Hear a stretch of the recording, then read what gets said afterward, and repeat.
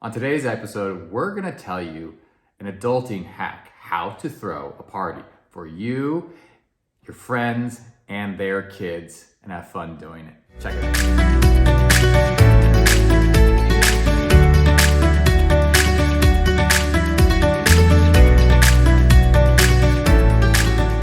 Okay, welcome to the Home Base Podcast. My name is Damien, and to my left is... Oh, Jenna. Who are you? What do some people call they have to say you're the queen mother or something. That's but stupid. That's just stupid. We don't use terms like that. But I am the king. So let's just get that out of the way. Now, we didn't really know what to call this episode because we don't really know exactly how this fits. Here's the what backstory. What oil did you put on right now? I put on Elevation. Oh yeah, I love that oil. Yeah, they don't make it anymore.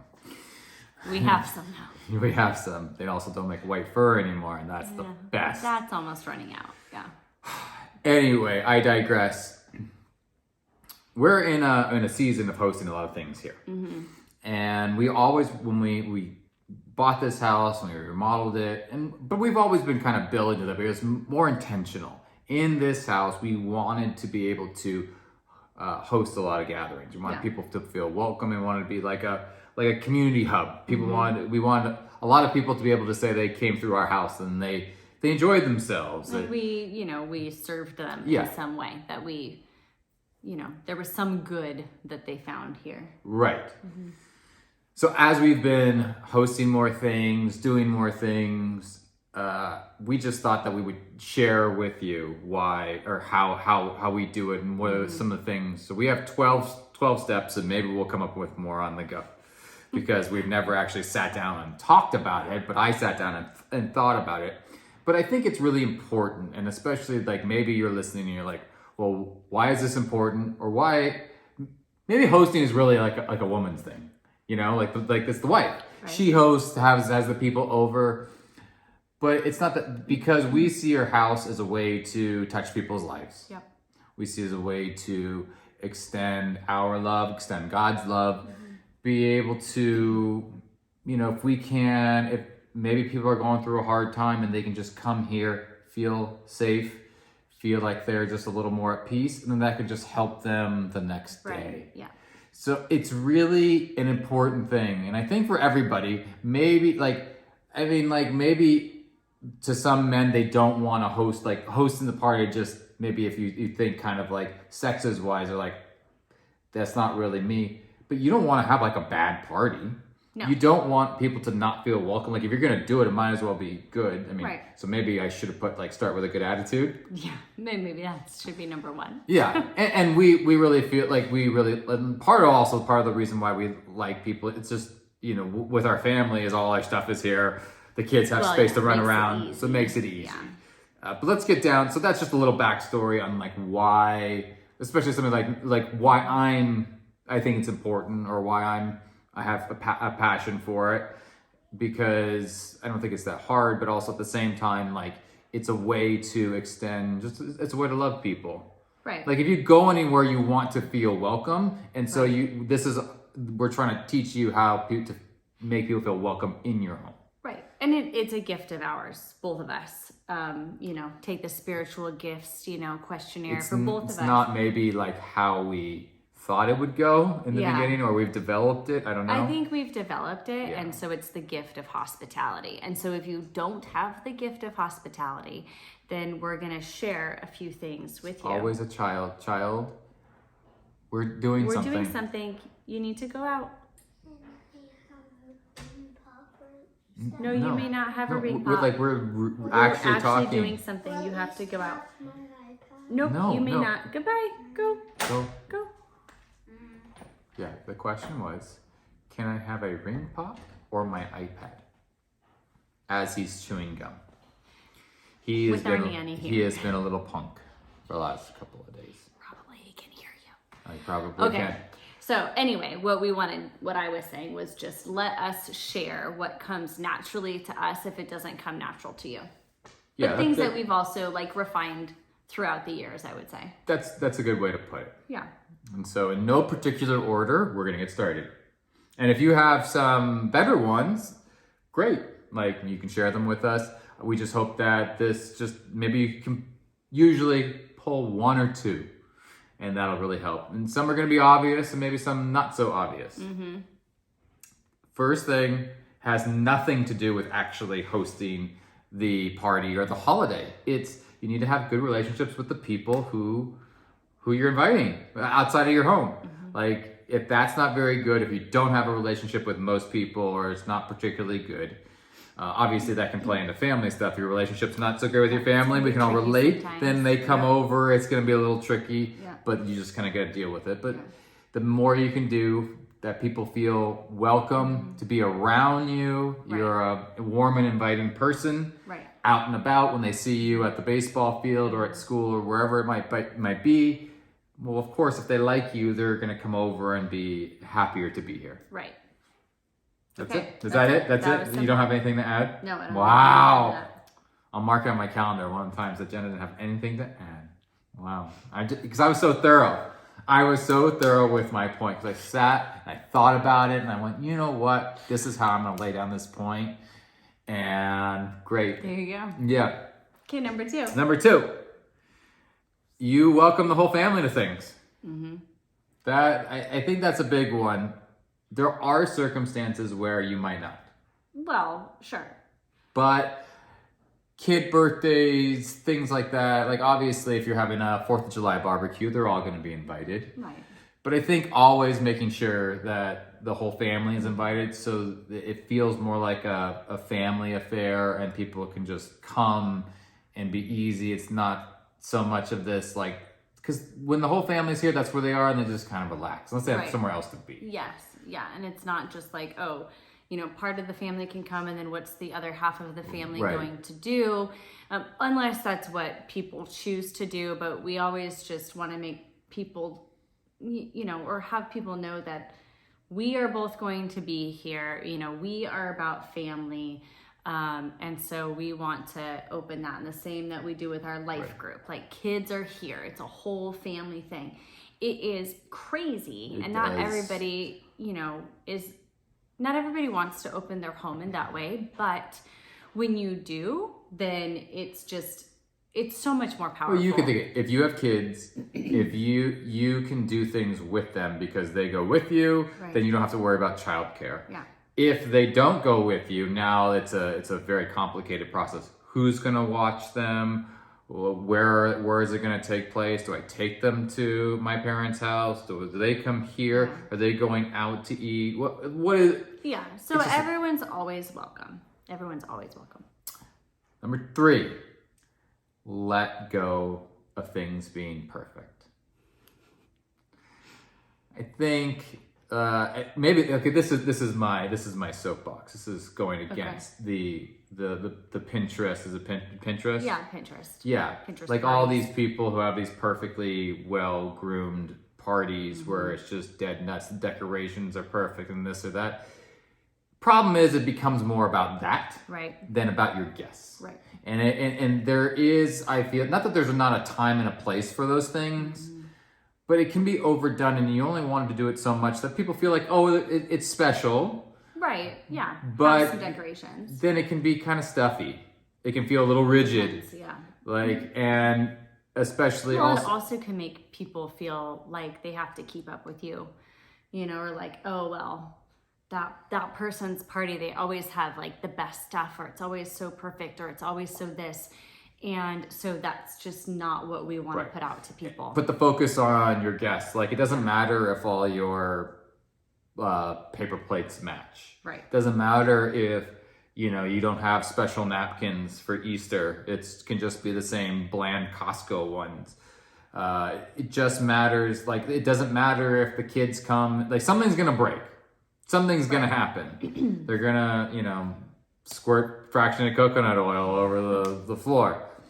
So it's more about you just there for your guests, and you're there to make sure that they're having a good time and things are running, less on the extras, because what it becomes is, it becomes more about you and less about the people who are there. And then, I mean, I would say sometimes, like, we have a good friend, Christina Rice. She does she does these things beautifully. These Oh, setups well, she has a beautifully. talent for that. She has Oh, a my talent goodness. and a gift. Part of and that it's is a love. because we suck at it.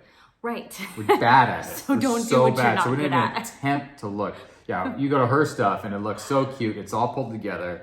But it's effortless. She doesn't have to Yeah. think about it. And so if it's something, if that's a part of you and that's an expression and it's a way you love your guests, then absolutely but that's a good point, because when we go to her stuff, it still doesn't feel like it's because she has a talent for it, but it's still focused on all of us having a good time. Yeah. It's not focused on everything looking, but that's It's just like something she could do. So why wouldn't you use it? Right. She has a gift for it.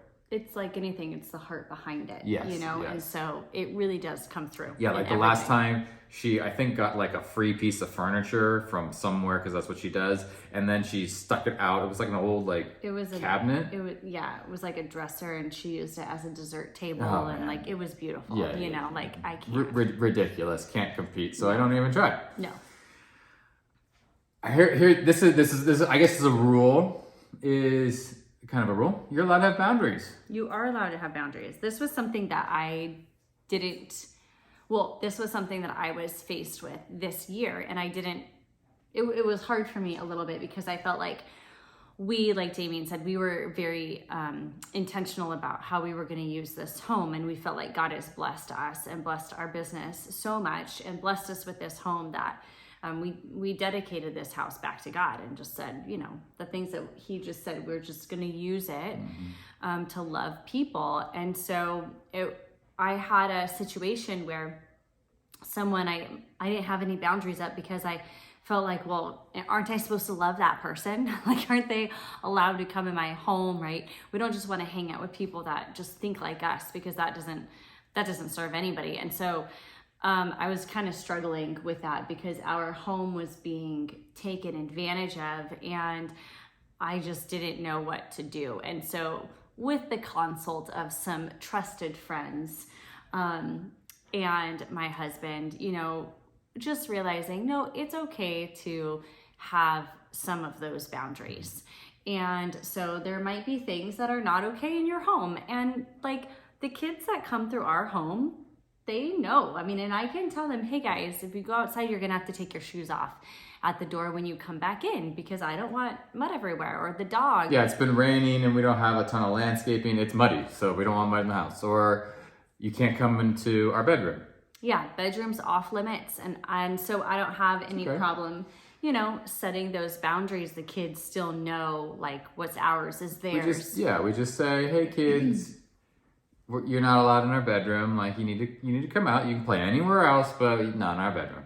Right. And they just go right out because we're nice about it. We don't freak out, and they just go okay. And they move on their just way. Matter of fact, we're not going to jump on the couch. We don't jump on the couch at our house, and that's it. That's it. No big deal. So you're No big allowed. deal. Hopefully that'll make you help you rest a little easy, because I think there's some. Oh, what do I do if this happens? You just tell them to stop. Right. Especially if you're having a lot of people in your house, there's going to be people who don't behave or have their kids behave the way that you would normally. Most people are on the same page, but there's some people who just don't, and so And it's a little harder to deal with adults that are stepping over your boundaries than I think kids much harder. Easier to just say how it is. But you know, there might be times when you don't invite somebody back, and it's not that you're not being hospitable, it's that you are protecting your home as well, because your home is your castle, it is your resting place, it is your sanctuary. And so we can still be warm and inviting. Well, and that still one maintaining person can kind of offset, like can kind of ruin the vibe for everybody else. So in order to, we sacrifice the one for the many.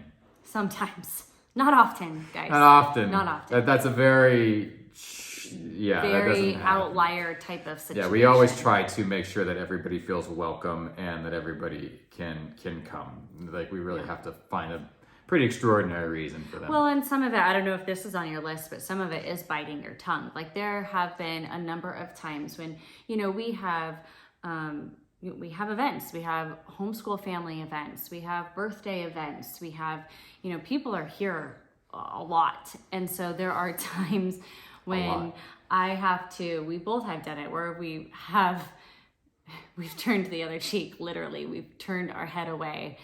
We've ignored something that is hard for us. Or sometimes you just need to like give it a second, walk away. Maybe the mom or dad didn't see what was happening and they just need a second to clue in, and so you jump to a conclusion. So you calm down, you come back, and sometimes they're taking care of it. They just had their back turned. Right. Yeah.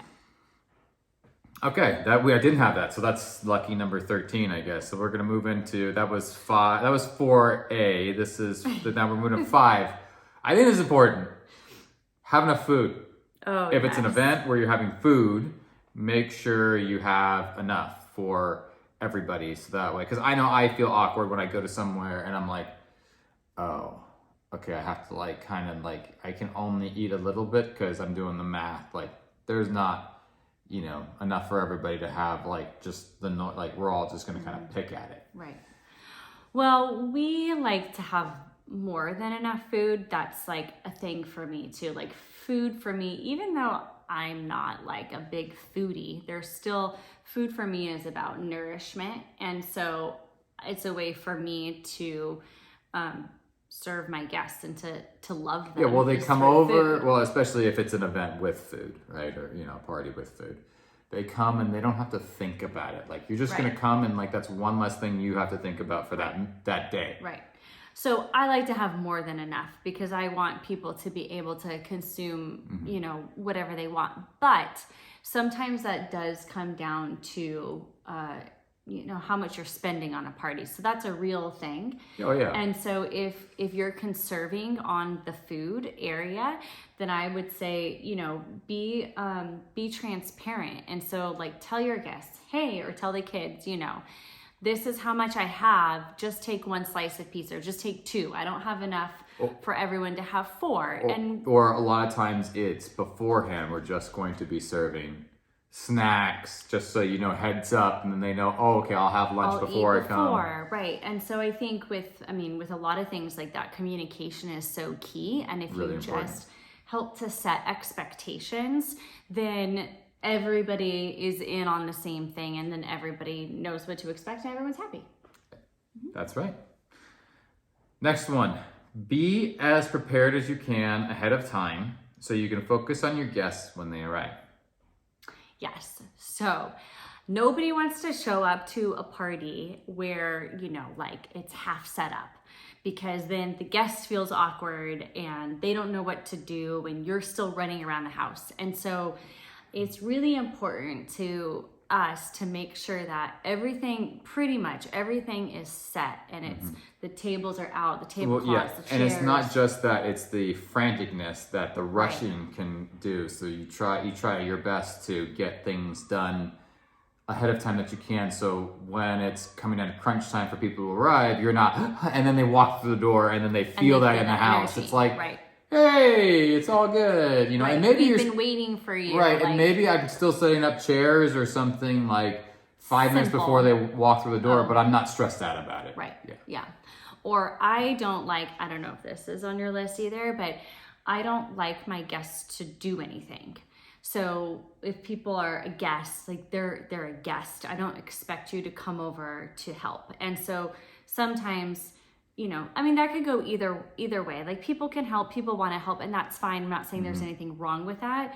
But what I want people to feel when they come into our home is that it's a reprieve. Like they don't have to do any work. And so if I need to cut some vegetables or something, I'm happy with them sitting at the island, and I will have the cutting board, facing them so my back's not to them, so that I can continue doing a couple of little things or something, but that I can continue the conversation. But I'd rather them sit there with a glass of wine or their Waterloo or something versus, here, come peel potatoes with me. But some people, like my mother-in-law, she really likes to do. She needs something to do. Yeah. But so sometimes we give her something to do. Sometimes we can give her something to do, or maybe you might know that about one of your guests. But I really want people to I want everything to be set up so people can come in and we can talk, or we can sit, or we can, well, I don't actually sit. It's very hard for me to sit ever. But so they don't feel that awkwardness of like not everything's ready to go yet. Yeah, it's like walking in on somebody getting changed. You're Right. You're not gonna see anything too bad, but you have some clothes on. Right. Yeah. All right. Things for the kids to do. Oh, if it's a kid birthday, and even if it's not, even with like our life group, I try to pull out, okay, here's some coloring books or here's some games. Here's the box of toys. Mm-hmm. We have a trampoline in the back. So yeah, the kids so that's can helpful when do the that. weather is nice. But especially at a birthday party, you know, the kids sometimes they just want to play. They're like, oh, Emmy's birthday party. She's like, well, just play. I'm like, no. Just doesn't keep things flowing because at some point they get bored. And when they get bored, they start doing wacky things. Right. So have some activities planned. Doesn't have to be costly. It doesn't have to be complicated. That is one thing Pinterest is good for. I don't know if you can hear the slamming feet and the attempt to enter the room, but the feet are now going away. But there are a lot of easy, fun games. I don't like crafts, so we don't do crafts, but games, I'm all about that. Yeah, I mean, I think one of the things that we've kind of talked about unknowingly is do what you're good at. Like, so if you're good at crafts, do that. Right. If you're good at making everything super cute, do that. If you're not, don't worry about that. It's not important. You can find other ways to entertain and love on your guests without having to do something that's totally outside of the box for you. Right. All right. What I wrote down, I just wrote down beer. But it could be, if you're, you know, it's hot, we go back and forth, but it does, like, sometimes, I know for, like, guys especially, I think, I'm stereotyping men, but they're walking into a family party. Yeah. They're like, there's kids, there's a lot of wives, where are the dudes? And then if there's not, like, if I could really use a beer to just chill out a little bit. Or even for what, you know, wine or whatever you're serving, like, it does help to just loosen the vibe, or just chill everybody out a little bit. It kind of goes with parties. Right. Right. I don't always. We don't serve hard alcohol though. That's one of the things we don't do. No, and we don't open wine really at a party unless it's a family party. But I don't love to serve alcohol, honestly. But Damien has brought this up, that especially for men, you know, having a beer, because I mean, typically men are they're more introverted than women, right? Especially if it's at a kid party, maybe the dads aren't around as much as the women, the moms are around each other. So I understand that. Something to do while you kind of always want to hold something, you know, so we have beer, we'll throw like those Trulies out there, and then we'll have Waterloos and water, and then depending on the party, we'll get some Honest juices for the kids. That's what we do. But I think it does. It does help. Obviously, it depends on what time of day and what you're doing and the crowd that you're hosting, but I think it does. I don't know if it's sad, but it just makes a difference. Well, we just want everyone to be comfortable. And so sometimes people do need that liquid courage a little bit. I think it helps people just sort of like sit into like, you sip and enjoy rather than you're like, oh, okay, I gotta go somewhere. And like, no, it's all here for you. Like, just chill and we're good. Right. And of course, it's better if you have good beer than crappy beer. That makes a difference because, you know, I know for all those people who are Bud Light diehards, but it's garbage. Yeah. Music helps set the mood. So that is a way to get to build energy into what you're doing, whether that's like high or low. Mm-hmm. It does help to make it feel more like a party. Yep. Because there's just something about having a beat to the whole thing. Yep. Keep it low, but so that people can still talk, but there's something about it that makes it feel like it's a party. it gives an energy and Yeah. it changes the mood. It changes the mood for sure. Rather than it's just a bunch of kids running around or we're just talking. Like when we have family stuff, we rarely play music because we're usually talking. But we do. Like I will have music on sometimes, or especially Christmas time, put Christmas music on. We do often have music on. Just sometimes we end up turning it off because our house is open and so it echoes. And so or then my dad's like, conflicts. Can we play the basketball game on? Yeah. Oh, okay, we'll put the basketball game on. But that's kind of a little bit to the same point. Sometimes it is good to have some of that, like, background option for people so you don't just have to sit and talk to someone. Yeah. There is something else available. Games for kids, a little bit of TV or a sports game for adults. It does make a difference. It can really help. All right, I put be social with your guests. Yes. So, hop around, make sure you're talking to people, say hello. That's a way for people to feel welcome. Like, if they came to your house, they want to see you. They don't want you to be consumed with doing something else. So obviously there's going to be times where you're going to be hosting and you're going to be, pulling the food out or whatever you're doing. But there also needs to be time for, So what I was going to say, So what I was going to say as well is like, this is a team effort. So whenever we have parties, we know like this is the deal. So one of us is either talking to someone and the other one is doing something to serve people. And then we switch off, or I'll say, he'll be watching, the game with his dad and I'll say, hey, I need your help with the oven, or I need your help taking out the trash. Well, then, okay, then he goes and he does those things, and I know I can switch off and I can talk to people. Like, so if you're not working as a team with your spouse, then get your spouse on board, because you are, when you're hosting something, it is a lot of work and there is a lot of taking out the trash and there is a lot of these things, but you don't want that to be all of your time. You want to talk to your guests, and I think the only way to really do that well is if you're kind of going back and forth with your husband or your wife. That's true. Yeah, I would agree with that. Yeah. All right, number 11 or 14, I don't know where we're really at. You're all 11 on my list. You're always willing to help your guests, like serve them, take their trash. What really stuck in my mind was like, what has happened to me is when somebody like has like a diaper, like a dirty diaper. It doesn't matter what's in it. Yeah. I just said, just give it to me. I'll throw it away. Yeah. Because they're like, what do I do with it? Because we don't have like a diaper pail anymore. Right. And I just take it and, and it's just a way for people to feel it's okay for me to just do my normal thing here. Right. Yeah. And, I don't want to make people walk to the outside trash. They can. Some people will really say, oh no, I can do it. But again, it's just taking care of someone else. When someone's at our house, I want to take care of them. Right. And there's just these little things that show how to do that. There's either...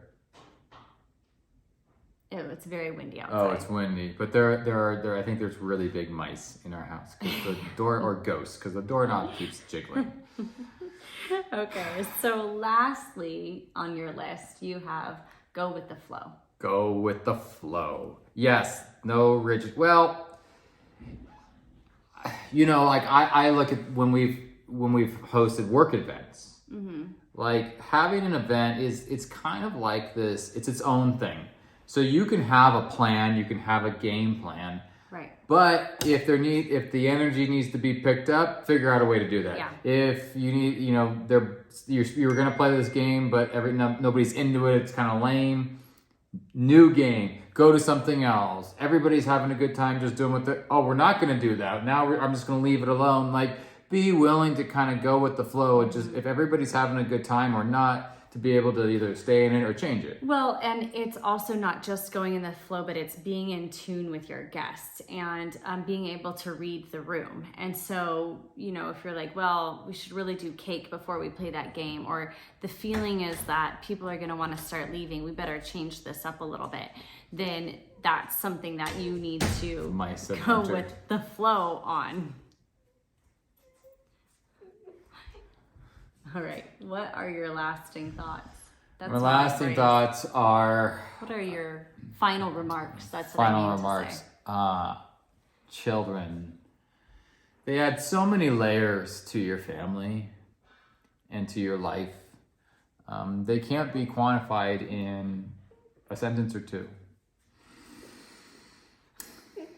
But you know what? This is the final remark. My final remark is Jesus turned water into wine so that parents would have an outlet.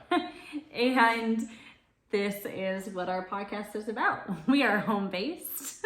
And so the kids are at home sometimes. You might think they're not because it's quiet, but today they are. And we love what we do, and we want to continue to be able to homeschool and work from home and serve our community. Yeah, I think my closing remarks are, it is really, it's a great way to love somebody or make an impact on somebody by just welcoming them into your home like wholeheartedly. And the last thing, we didn't say this. Your house doesn't have to be spotless or sparkly clean. Definitely needs to be tidy up, and because it does get trashed right away. Yeah. But if you go to a house that's not clean, it kind of looks like you don't care about your guests.